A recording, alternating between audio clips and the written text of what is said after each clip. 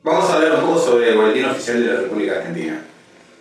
En ese boletín aparecen publicadas todas y cada una de las leyes que el Gobierno Nacional pone en vigencia, y a partir de la publicación en ese boletín es que una ley tiene valor y es de aplicación. Pero para, Ernesto, vos estás hablando de legales sin trabajo para la cultura. ¿Sabes lo que pasa, Jorge? Que esta cuestión de la publicación de los edictos, de los boletines oficiales y todo eso, empieza justamente de donde tenemos que empezar con el trabajo de cultura, en la antigua Roma. Ah, ahora me queda. Ahora sí.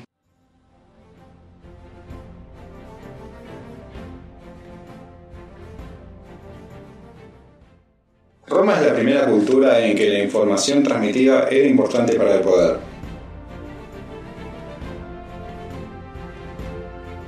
La primera publicación periódica conocida fue el Acta Diurna, Populi Romani, una hoja de noticias en formato cartel que, por orden de Julio César, que en ese momento todavía era cónsul del imperio, se publicaba y se colocaba diariamente en distintos lugares de acceso público.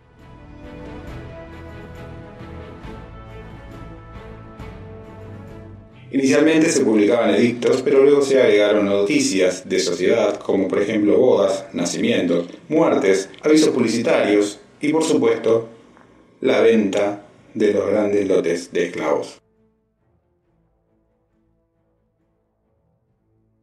¿Y qué les realizaban esas actas? Esas actas las realizaban los diurni, que eran como los periodistas de esa época, los primeros periodistas, y las hacían en metal o piedra.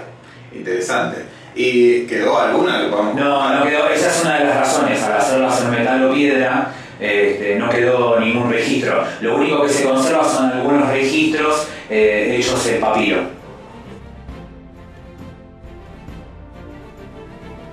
En sus principios solo se publicaban en Roma, mas luego fueron copiadas en serie hasta el punto en que se genera un cierto volumen de negocio con el reparto de estas copias por todas las provincias.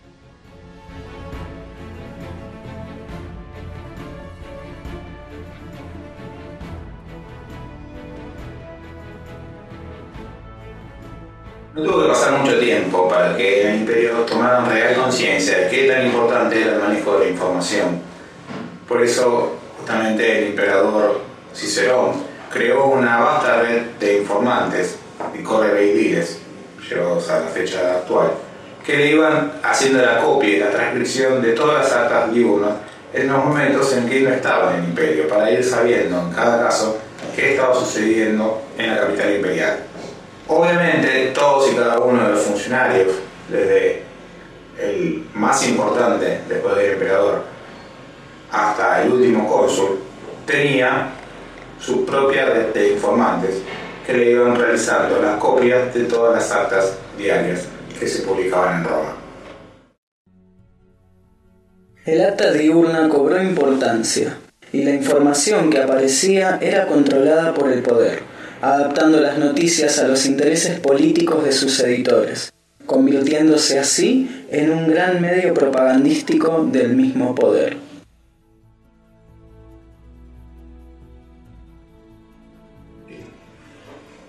¿Y qué fue lo que pasó cuando Julio César llegó al poder?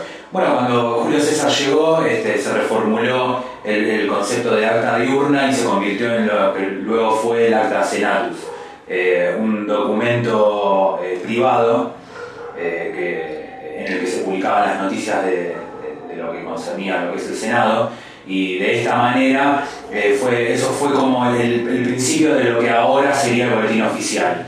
Ahí se publicaban las noticias del Senado hacia un público más general. Más que el boletín oficial, el diario del Senado. Exactamente, diario del Senado. También existían otras formas de comunicación en la antigua Roma. Los praeco eran pregoneros que recorrían la ciudad comunicando noticias oralmente. Existieron también otra clase de pregoneros, como los histrioni, que comunicaban información y publicidad comercial, y los suprostani, que vendían información que poseían, como lo hacen las agencias de noticias actuales.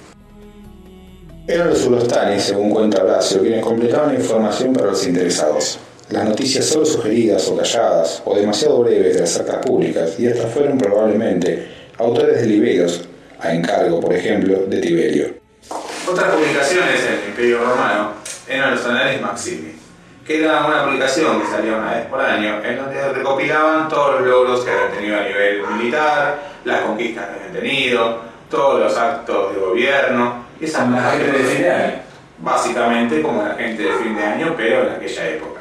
Y por otro lado tenían el acta pública, que el acta pública era más o menos lo mismo, pero solamente reflejaba todas las ventajas y beneficios que habían tenido en el año a nivel comercial.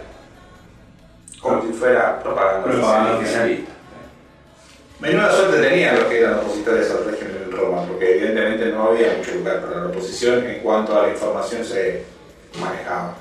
Si uno se ataja de lo que acabamos de escuchar, cada vez que alguien encontraba un texto que era considerado en contra del imperio, el libro era seguramente quemado, junto probablemente también con el autor.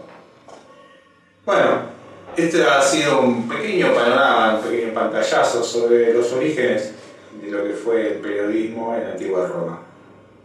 Cuando el Imperio Romano cae, ya cerca del año 400 de nuestra era, y comienza la Edad Media, todos los sistemas periodísticos van a verse abandonados, igual que todos los avances que habían realizado los romanos.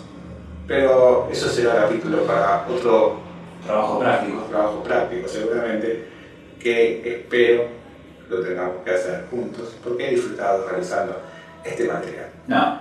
¿Vos lo disfrutaste, Ernesto? Es lo